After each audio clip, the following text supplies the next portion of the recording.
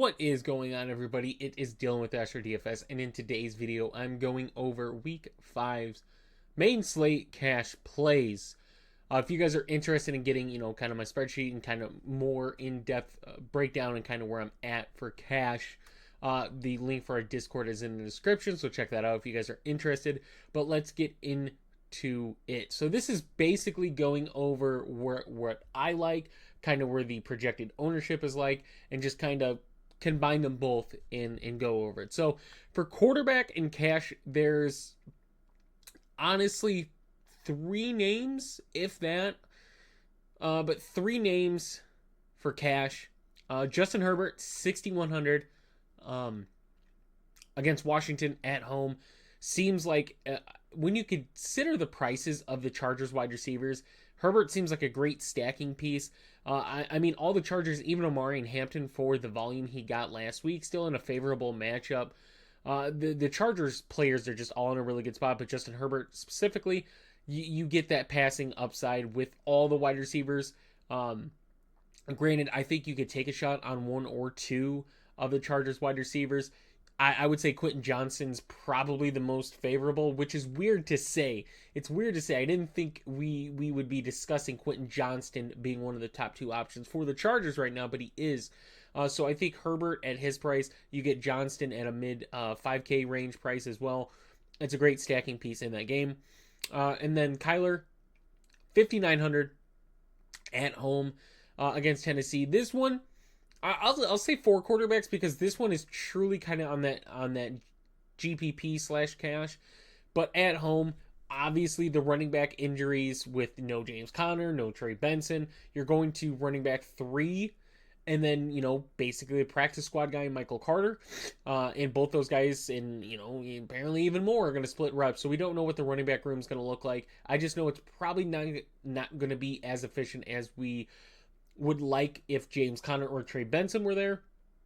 So I kind of like Kyler at the discounted 5,900, especially with Marv discounted as well. He's at a lower than mid 5K range. So getting that big home favorites against a Tennessee defense that is just Tennessee's defense, they can make it so they could slow opposing offenses down. But the true problem with Tennessee as a team is their offense cannot get the ball rolling. Seems like every time they get momentum, something happens, a penalty, missed field goal, something happens out of there, and they just drop the ball, and then it just gets out of hand quick. So I do like Kyler in this matchup, especially at home.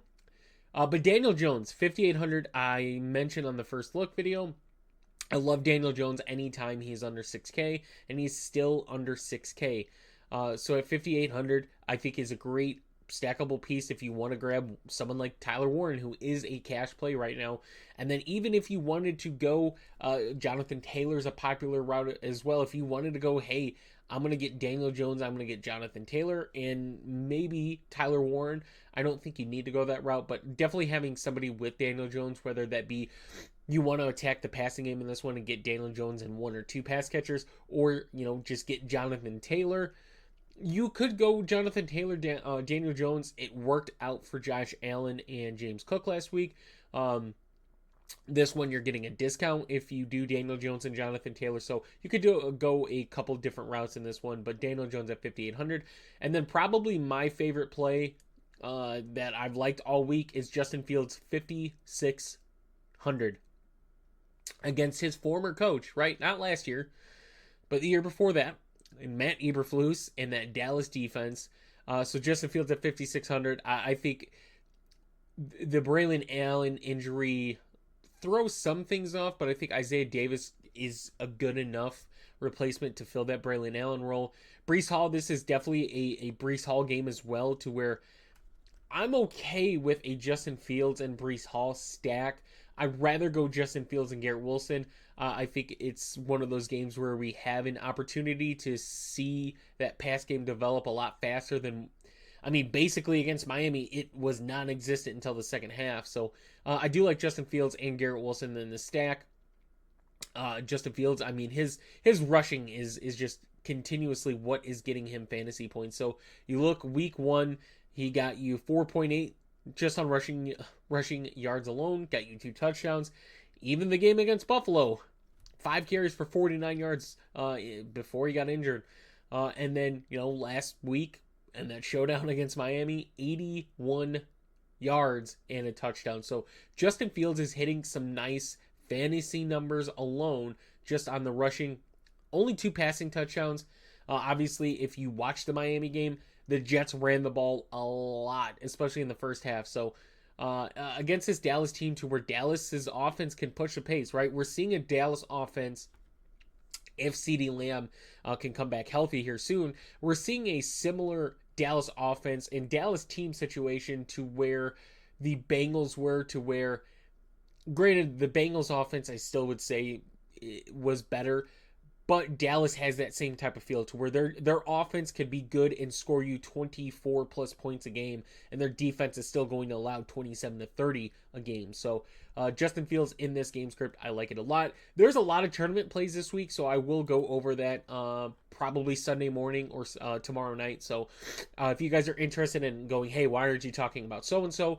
I'm probably saving them for that, right? This is the more safer plays, the more cash per dollar stuff to just build your lineups on, right? Not really trying to take as much risk, but definitely need to get away from all the top ownership as well. So Jonathan Taylor, I mentioned, it's just the thing with Jonathan Taylor, it's not the greatest matchup. He is 8K. There's some other good plays cheaper.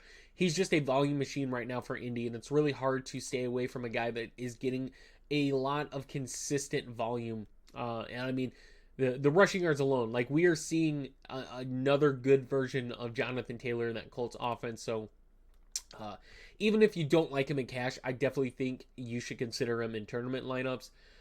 He is going to be higher owned, so that is a tough situation. If you don't like him in cash and want to play him in tournaments, he's going to be a little higher owned. But a running back that is $300 cheaper is Jahmyr Gibbs on the road against Cincinnati. I think if you like Detroit, you got to like the run game in this scenario, where, in all honesty, I don't think that Detroit needs to throw the ball a lot. Obviously, they're going to be efficient, and they're going to do so. And they have a lot of weapons there, especially when you add the Khalif Raymond, Isaac Tesla. That combination to go off of Gibbs and David Montgomery, a lot of these guys on Detroit I think are playable, but I'm more targeting Jahmyr Gibbs and David Montgomery kind of in that cash pool than I would Jared Goff. Amon-Ra is still someone you can target as well, but you have to make that price comparison right. If we check really quick, we'll go back. Amon-Ra is $7,900. Jahmyr Gibbs is $7,700. So you could play that risk, right? You could pay $200 cheaper for Jahmyr Gibbs, possibly get an edge if you're not playing Jonathan Taylor. Play Jahmyr Gibbs, and then you get an edge if Jahmyr Gibbs outscores Taylor and Amon-Ra St. Brown, right? So that's a scenario to go. Devon Achane is one of the top running backs on this slate, playing a Carolina team.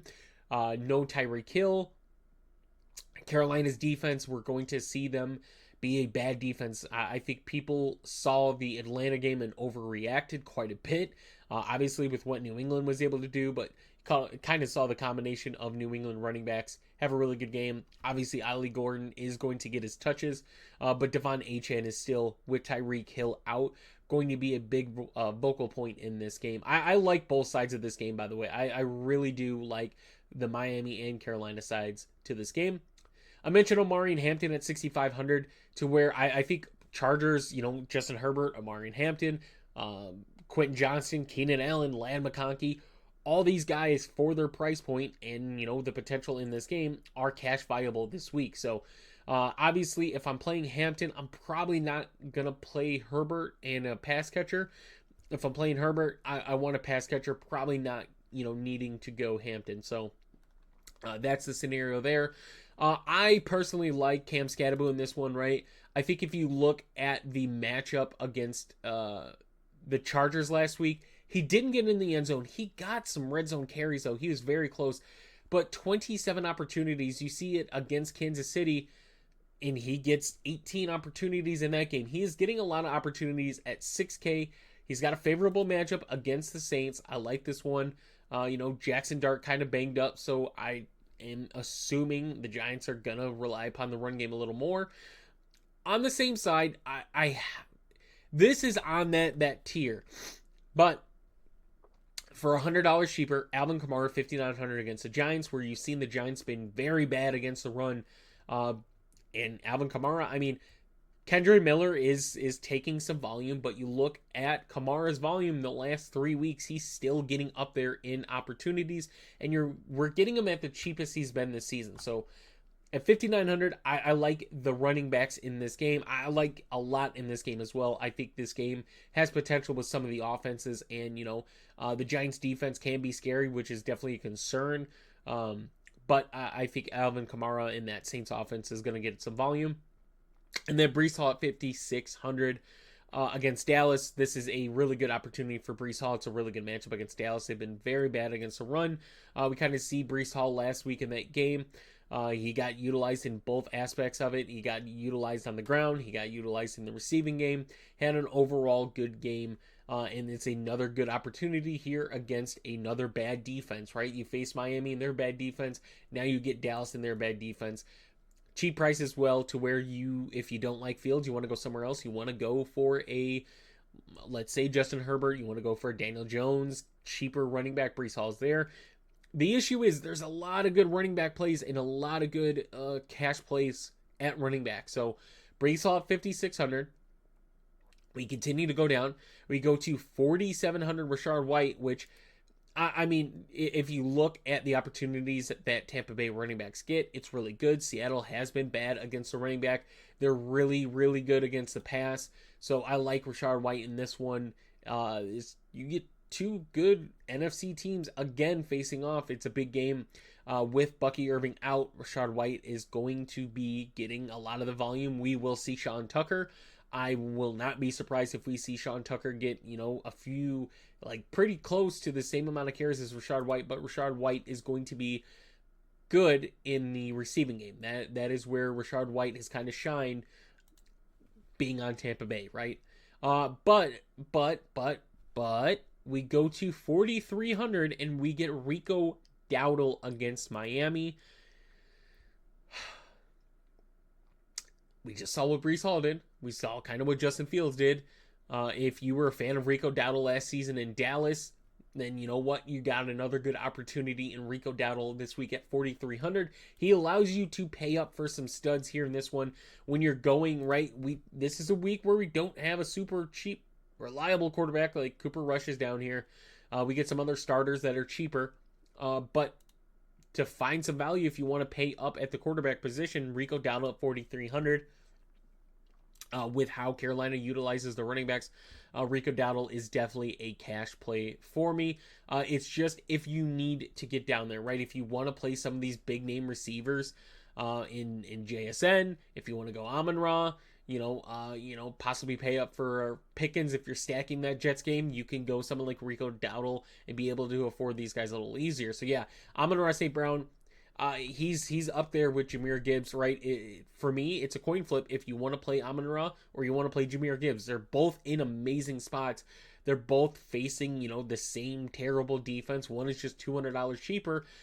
Amon-Ra is that clear-cut number one guy. They've kind of chilled on Jameson Williams so far this season. Jahmyr Gibbs has David Montgomery, so you could, compare and contrast, whatever you want to do, but they're both in good spots. It's just if you want to pay the $200 more for Amon-Ra or you want to pay up for a stud running back. Either way, I think it's fine. JSN 7,100. It's a tougher matchup for JSN, but the volume he has gotten as far as the target share of the Seattle Seahawks wide receivers, he is up there. I know a lot of people were disappointed in that showdown that he didn't have a pop-off game. They truly didn't need to use him for the most part. Cooper Kupp saw a little more volume. They went with the tight ends. They used their running backs. But it could be another good bounce back opportunity. I'm not completely sold on JSN this week, but he is up there in ownership, so I will mention it. George Pickens on the other side at 6,600 for the Jets. I think he's a really good running back piece if you want to go with Justin Fields and Garrett Wilson. I think George Pickens at 6,600 is a fine play to run it back with on that side. Garrett Wilson 6,100. I mean, it's Dallas's defense, right? They're a bottom defense against the run, against the pass. They're just bad. So Garrett Wilson, yet again, Like, he ended the game really good, but if you watch that game, he was not included basically for 3.5 quarters of football, and then they started forcing him the ball quite a bit in that fourth quarter. So we get a, to me, a really good bounce back opportunity game for Garrett Wilson, and we are hoping for a touchdown in it as well. So Justin Fields, Garrett Wilson have had that connection. He's obviously the number one target.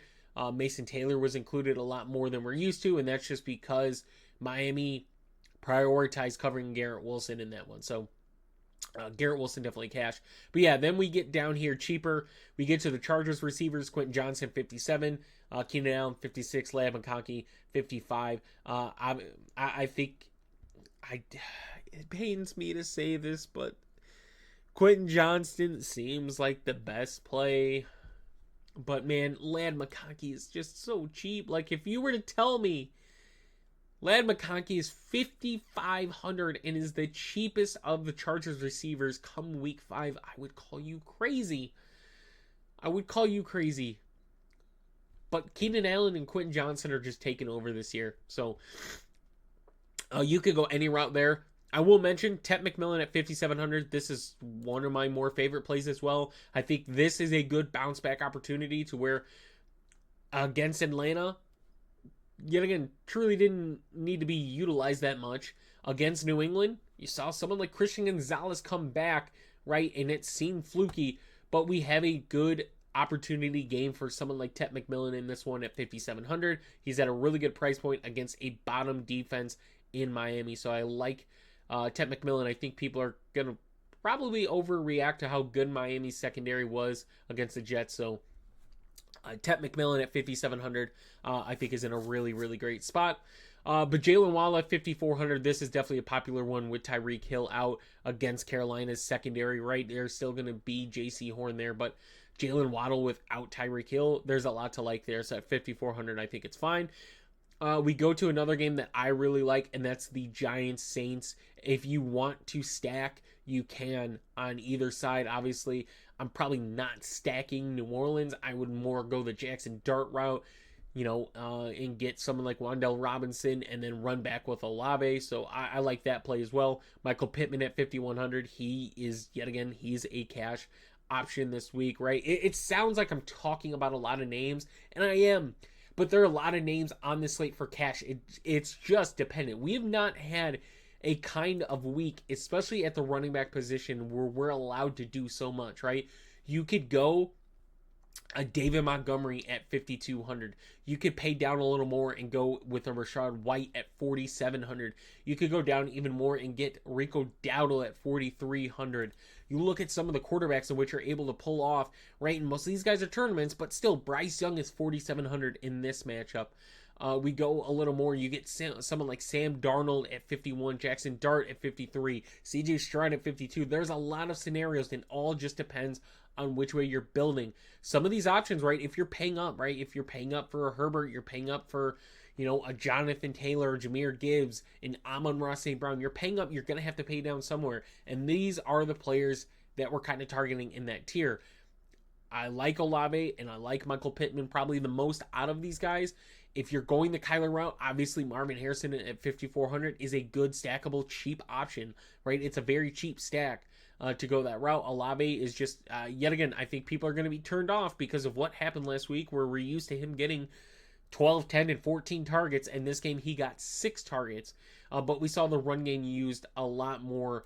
And it's still a really good matchup for the Saints running backs, but I think the opportunities in the pass game are going to be there a little stronger for them. So, other than that, there's not any names I would consider past Pittman for cash.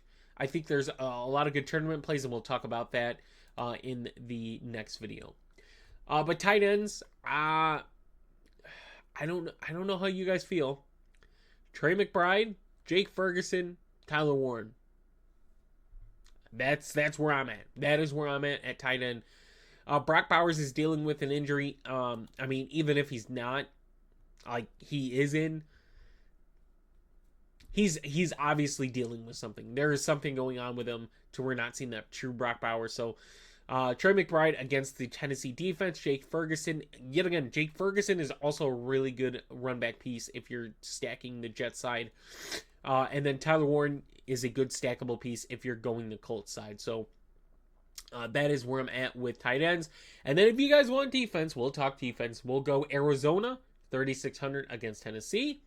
We'll go Detroit, 3,500 against Cincy. And then we are going to pay down the Texans at 2,400 with the amount of injuries Baltimore's defense has. The Texans defense, I mentioned Jacksonville's defense last week was kind of a defense that paid off. The Texans defense is that. I mean, they've gotten sacks, they've gotten takeaways. And now we get them at a very, very cheap price at 2,400. And then a lot of people I'm seeing a lot of talk of the Saints defense at 2,200 being at home against the Giants, to where the Giants have a defense, or an offense, that doesn't have Malik Neighbors, that has a rookie quarterback, that hasn't had the strongest offensive line, doesn't really have good tight end play. I don't know if I need to get there. I'd probably bottom out at Texans defense if I'm going something like that. But at $2,200, like I said, when you pay for some of these defenses, you just need 3 to 5 points, I think, is kind of the hope. And if they get more, great, but they allow me to get guys that have higher ceilings than what a defense could be. So hope you guys did enjoy the video. If you did, please leave a like and subscribe. Let me know who you guys are looking at in cash, and I will see you in the next one.